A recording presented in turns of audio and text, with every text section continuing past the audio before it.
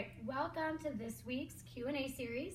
I have my friend Maddie here with me. Maddie, say hi to the camera. Hi. And what are we going to be talking about today, Maddie? What event? Beam. Beam. Beam is my absolute favorite event. So we're going to talk about, how do you feel about Beam? Do you like Beam? Kind of. Kind of. And that's actually perfectly common, I should say, for our kids to have a fear of Beam. It's completely foreign to any other sport that we are walking across a tiny little skinny thing like this, right? Having to do tricks on it, it gets a little bit scary. So we try and teach our kids that being afraid of Beam is not a bad thing. I mean, we have a tendency to dismiss fear as weakness, but we try and teach our kids that, you know, courage and fear go hand in hand. So to be, you know, courageous, you have to get over a fear of something. Does that make sense? Does that make sense to you? Kind of. Kind of. Okay, so we're going to talk about fear of beam. So first of all, one of the ways we get over our fear of beam is to be on the beam over and over and over again.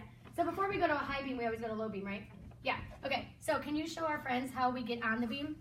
If we can teach our kids, sit like you're riding a horse, sit like you're riding a horse, and then your feet go behind you, go ahead. If we can teach all of our students how to safely get up and how to safely get down, how do you get down?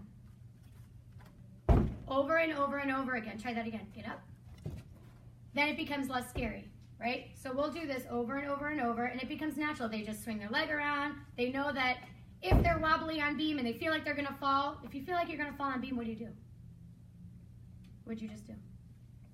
You just jump stick down, right? And we teach our kids what's worst case scenario. So what happens if you get on the beam, go ahead, stand all the way up, and you are feeling super wobbly, and you feel like you're gonna fall, and then, oh my gosh, you just turn and jump stick, and it's not the end of the world, right? Good, so we start there first.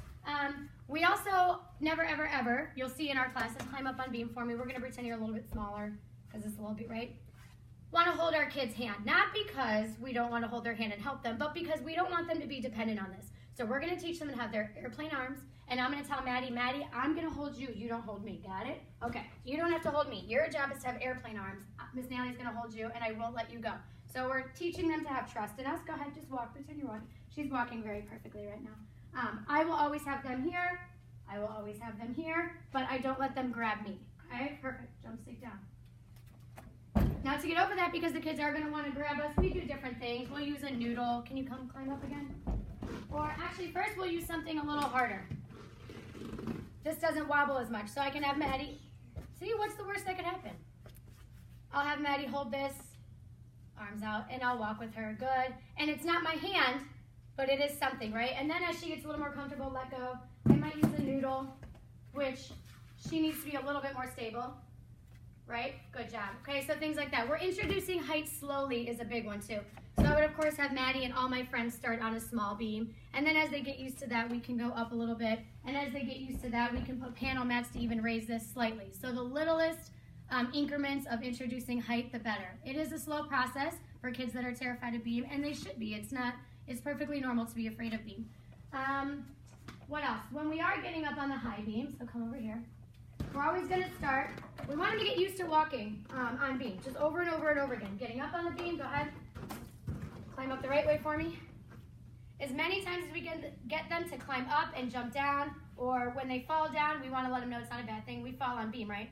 This is gymnastics. Do we fall on beam a lot? We fall on beam a lot. That's not bad, right? That's just how we learn. And it helps them get up and down over and over and over. So we're going to walk on beam. Go ahead, just show me your pretty walking. And when, very nice, very nice. Awesome. And we would stack panel mat, or I'm sorry, 8 inches under, just like this. You can stop. There you go, perfect. What happens? You want to jump stick at the end? Actually, go out to the end. And slowly take these out. So we're introducing the height slower and slower and slower. What is your favorite thing to do on beam? Split leg handstand. Can you show us a split leg handstand? I will spot you. I always teach my kids, too, to trust me. Like, a little bit of fear is good, but they need to trust you as their coach. If I tell Maddie I'm going to spot her, I'm going to spot her. If I tell Maddie she only has to do 2 handstands on beam and then we're done, she only has to do 2 handstands on beam and then we're done, right? Good, let's do one more. I always tell my kids too, I would never ever ask them to do something that I don't think they're capable of doing. So Maddie, if I didn't think you could do a handstand, I wouldn't ask her to get up on beam and do a handstand, right? All right, did you have fun doing some beam? Okay, good job. We will see you guys next week.